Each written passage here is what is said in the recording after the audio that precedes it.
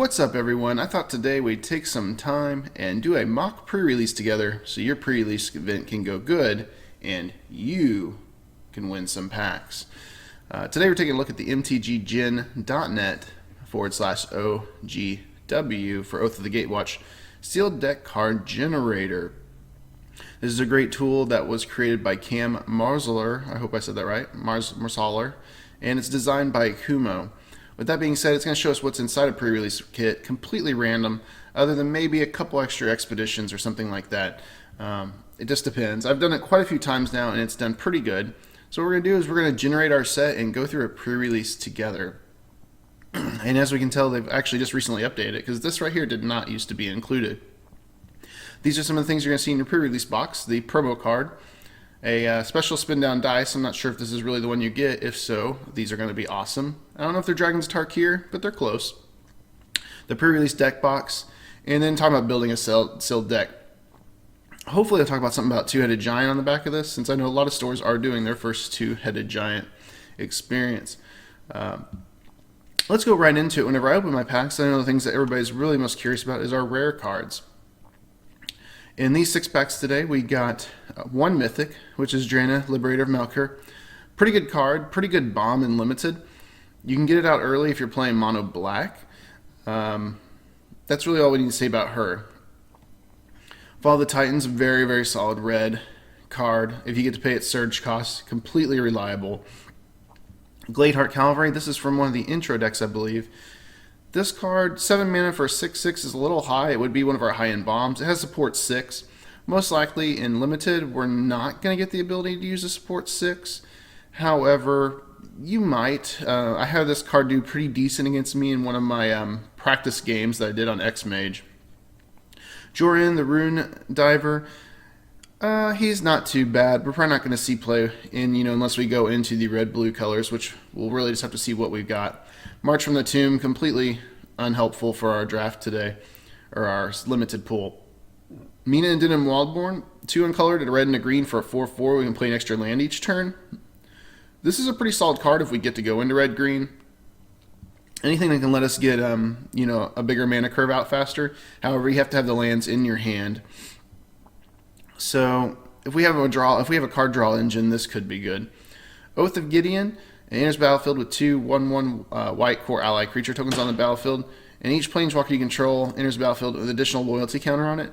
Obviously, we're not going to get the planeswalker effect since we did not pull one. 3 mana for 2 1/1s. I mean, it's kind of like a raise the alarm. Not terrible. It'd work. And we'll take a look at some of our uncommons just to see if this would persuade us to go one way or the other. The Baloth Null, 6 mana 4/5. When we know the graveyard effect isn't going to help us too much in Limited. I mean, it could possibly help us since it is coming out so late. But if I'm spending 6 mana, there's a lot better things I can get out than a 4/5. Exactly like Ulamog's Spoiler down here is a 5/5, and it can enter the battlefield with 4 +1/+1 counters on it. There's just a lot of better things we can do for our mana. Bond's Mortality, it's an enchantment. When it enters the battlefield, draw a card. They lose hexproof and indestructible. Not going to matter. Speaking of bombs, here is our first big bomb, the Breaker of Armies. We're familiar with him for Battle for Zendikar, so not the best bomb, but I mean, if that's what we have to work with, it's what we have to work with. Do have some fixing for black-red if we choose to go that way with our uncommon lands. Cryptic Cruiser is not too bad, 3/3 for a 4, Devoid. Essence Depleter, 3 mana for a 2/3 Devoid. You can do one, I forget how you're saying it now, but 1 uncolored and 1 colorless. Target opponent loses 1 life and you gain 1 life. It can be activated multiple times in a turn. This could potentially be good if we did pull the waste. Herald of Kozilek, we're familiar with that card. The Troll Collector is pretty good here, especially if we got any decent equipments. He's not too bad. I mean, I don't know if he's the best card for Limited, but he'll definitely be. I think he could see play in Modern. Mind Melter's 3 mana for a 2/2. It can't be blocked.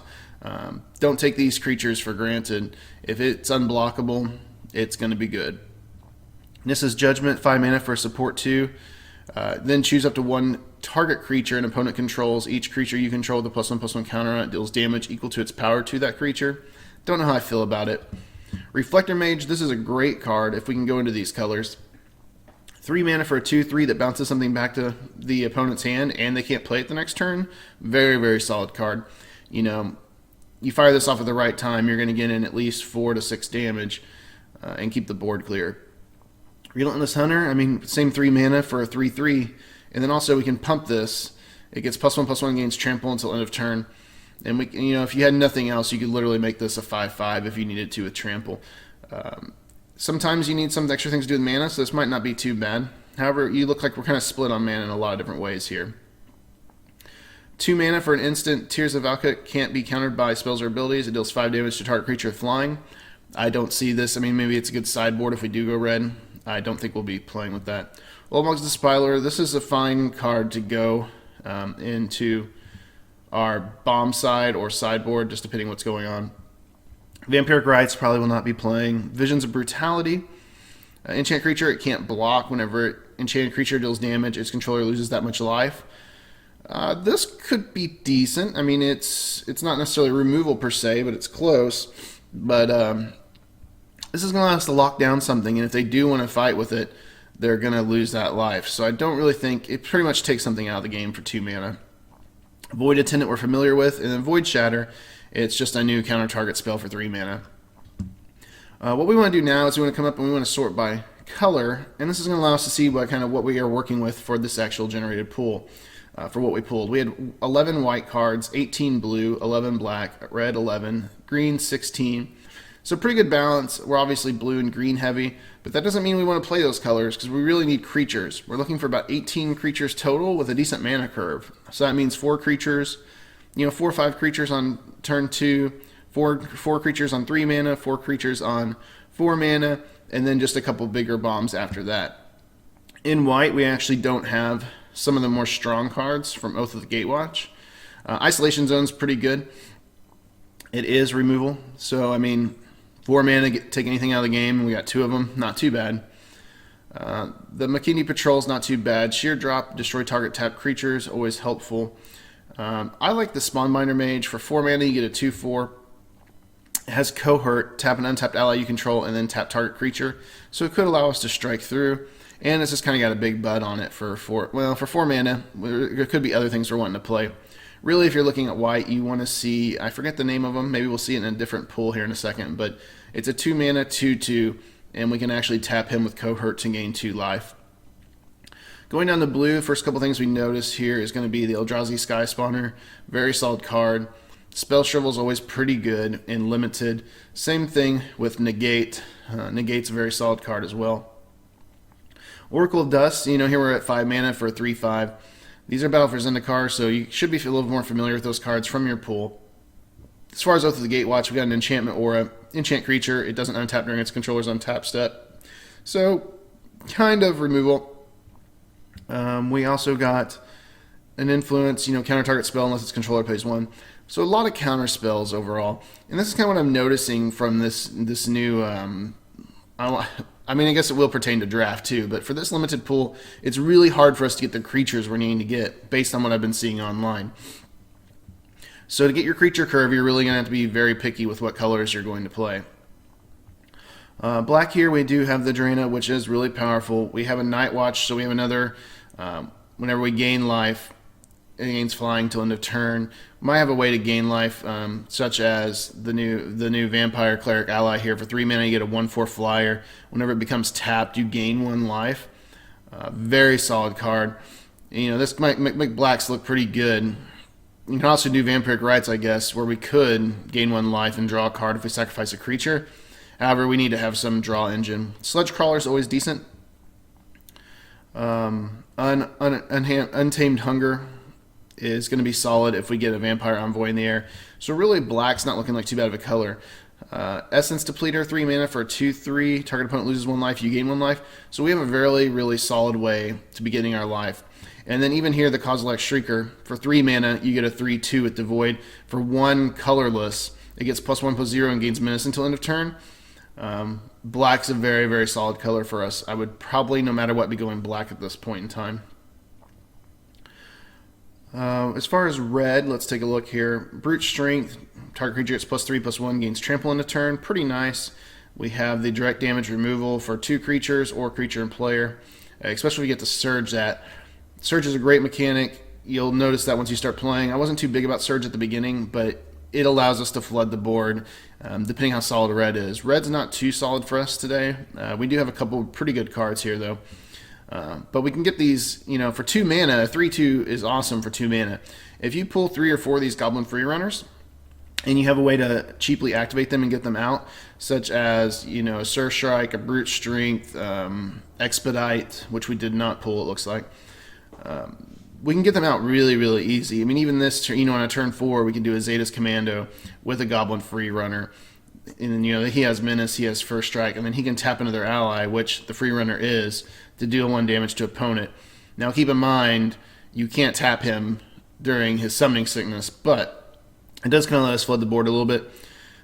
Reality Hemorrhage, 2 mana. It deals 2 damage to target creature or player. Actually, pretty good removal, I feel like, in this format. There's a lot of 2s. There's a lot of things that have a higher attack with the lower, small end butt. So, good chance we're going to get to use this. And if we can't use it on a creature, we can always use it on a player for the final bit of damage. An Eldrazi Aggressor, for 3, we get a 2/3. It has haste as long as you control another colorless creature. Now, unfortunately, if we go back up to black, we are going to be running about 3 other colorless creatures. And the Sludge Crawler, so 4.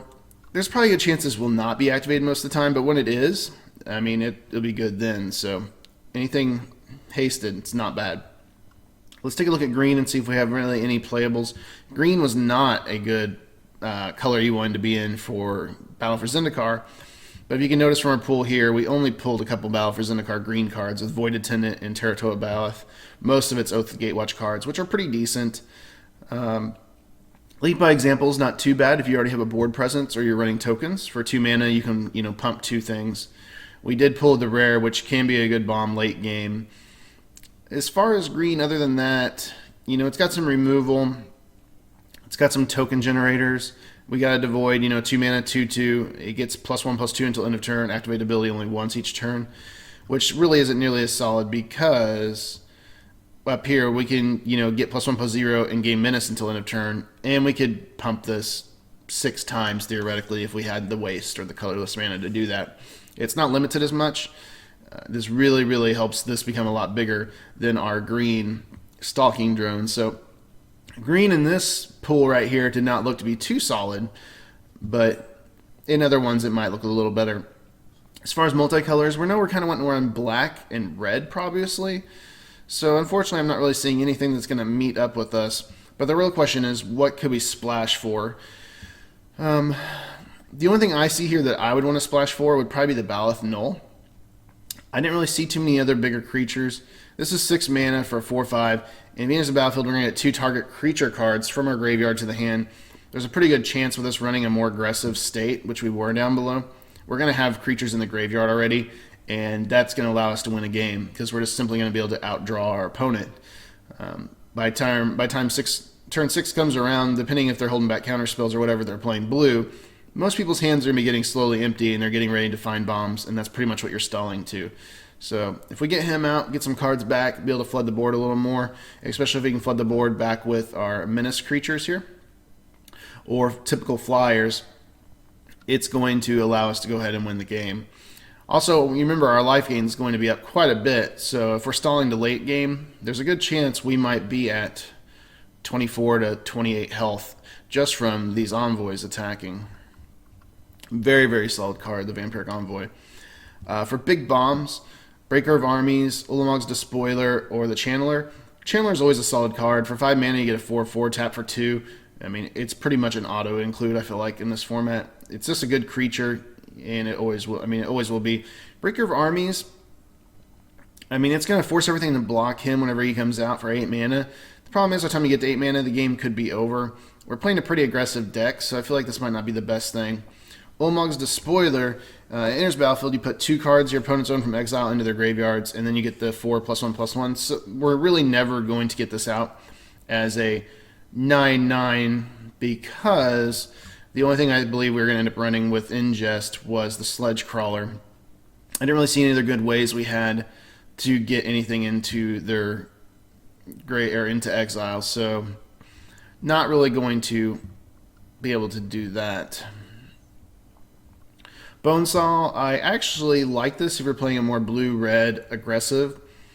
When you need it to activate. This also activates Surge, which might be a reason alone that we're going to run it, because keep in mind, you can do this for your first spell for the turn for 0 mana, which costs nothing. Activates Prowess on some of your creatures, which we're not running in this draft, or in this pool per se, but it is going to allow us to surge out a Goblin Freerunner. It's going to be a free activation for Fall of the Titans, which is going to actively let us do, double the damage theoretically, because we won't have to pay the double X. And I'm sure there's a couple other Surge cards that I'm missing here.